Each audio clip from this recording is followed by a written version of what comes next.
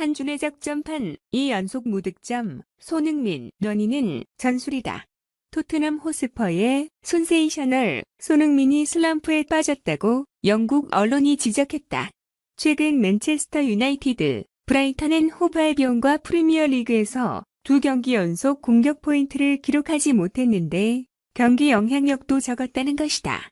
맨유와 원정 경기는 토트넘이 다시 3으로 석패해 전반적인 선수단 평가가 좋았으나 영국 런던 축구 전문 매체 풋볼 런던이 평점 5점으로 팀 내 저하점을 줬다.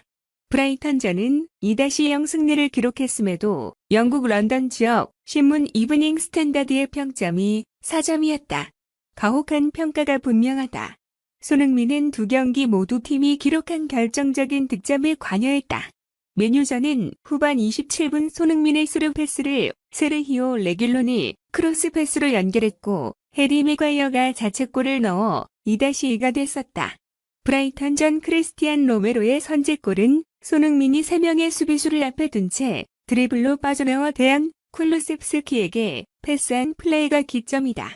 쿨루셉스키의 왼발 중거리 슛을 로메로가 정강이로 건드려 방향이 바뀌며 골이 됐다. 손흥민이 최근 2경기에서 득점하지 못한 이유. 손흥민의 슈팅 시도 횟수와 정확성이 떨어졌다는 지적은 그의 기량이 아닌 경기 전술 상황을 살펴야 이해할 수 있다. 맨유는 손흥민이 배치된 왼쪽 공격에 대비해 수비 균형을 조정했다. 오른쪽 풀백 디오 구달롯이 보다 수비적으로 자리했고 라파엘 바라는 경기 내내 손흥민의 침투 위치를 커버하며 달라붙었다. 두 선수가 경기 내내 손흥민을 근거리에서 더블마크했다. 상대적으로 활약이 돋보인 쿨루셉스키의 경우 수비력이 약점으로 지적되는 공격형 풀백 알렉스 텔레스와 맞대결했다.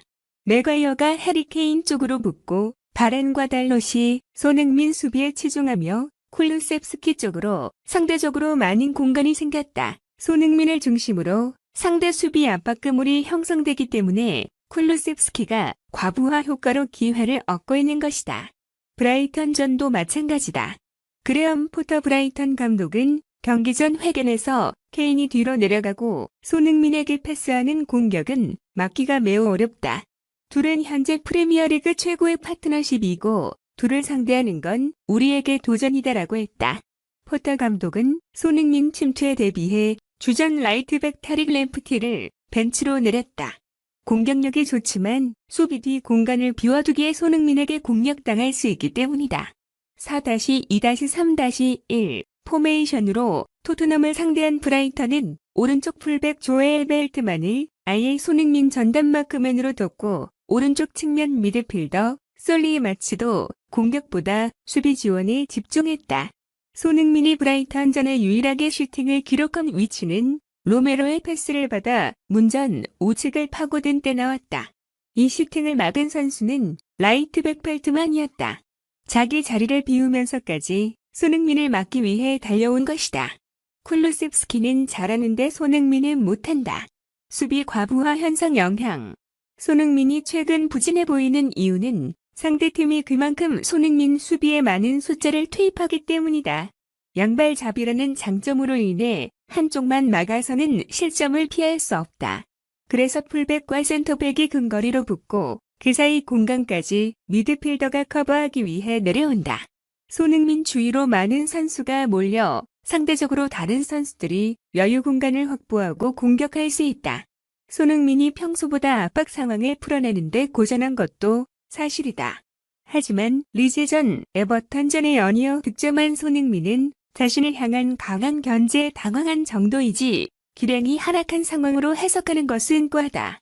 집중 견제를 통해 동료 공격수들에게 기회를 열어주고 있고 이러한 견제 속에도 맨유전, 브라이턴전 팀 득점 상황에 간접 기여한 손흥민을 혹평한 영국 언론의 경기를 해석하는 능력을 문제 삼는 게 옳다. 손흥민의 기량은 의심의 대상이 아니다.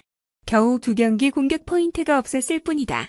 호날두, 메시도 전성시대를 제외하면 2경기 연속 공격 포인트가 없는 것은 부진이 아니라 그저 흔히 벌어지는 일일 뿐이다. 콩테 일정 불만, 아르테타의 일침 불평할 자격 없어.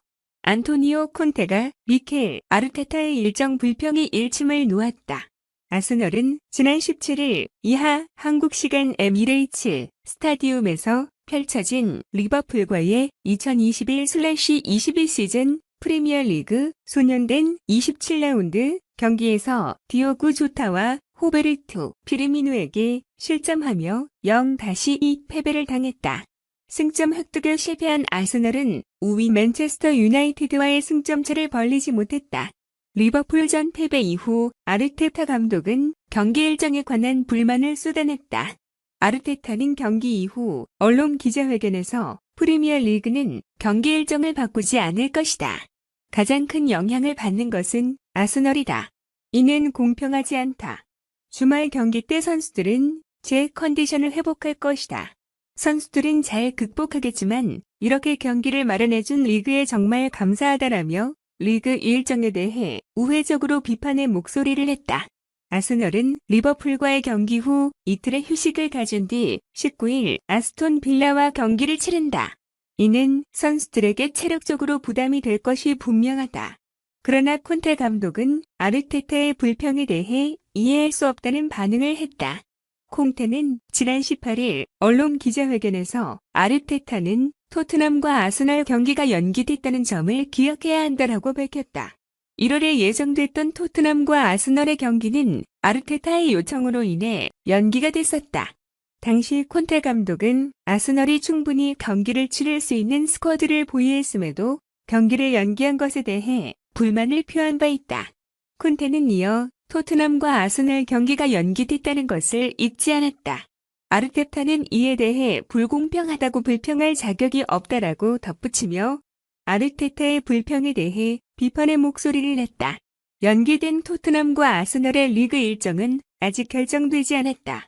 그러나 리그 후반기에 접어든 만큼 수년된 경기 일정은 구단들의 운영에 큰 영향을 끼칠 것이다. 선 무시당한다. 잘 나가는 케인 때문에 외신도 주목.